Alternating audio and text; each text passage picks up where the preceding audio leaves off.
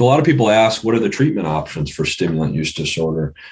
Unfortunately, from a medical, where my kind of main focus is, a lot of times is medication, right?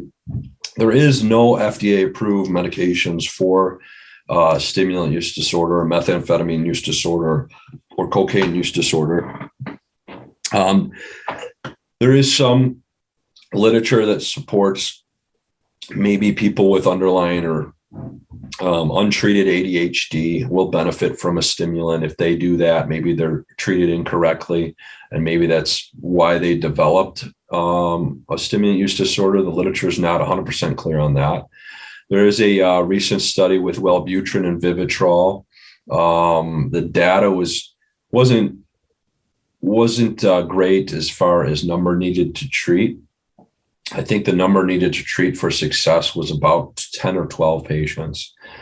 There's a lot of behavioral therapy that has been proven, out of the medication, and there's other medication off label too, but we won't go heavily into that. But CBT therapy. So a lot of times patients will come in and we might use some off label medication, but we'll get them in counseling, encourage CBT therapy. We're trying to set up contingency management. Basically, what this does is it's motivational incentives for positive reinforcement. We provide something of monetary value to patients to incentivize them not to use drugs. We do know that the larger rewards work better, and frequent immediate rewards also work better. There is some political and funding barriers to this.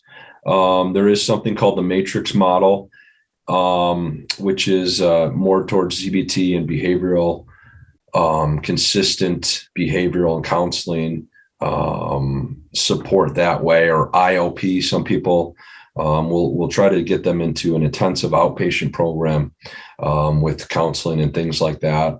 And then always don't forget about the 12-step. We don't know what a lot of our patients don't know is even trying them, or engaging them, or introducing them to the 12 steps. There's a lot of help that can be done with that if they gravitate towards that as well.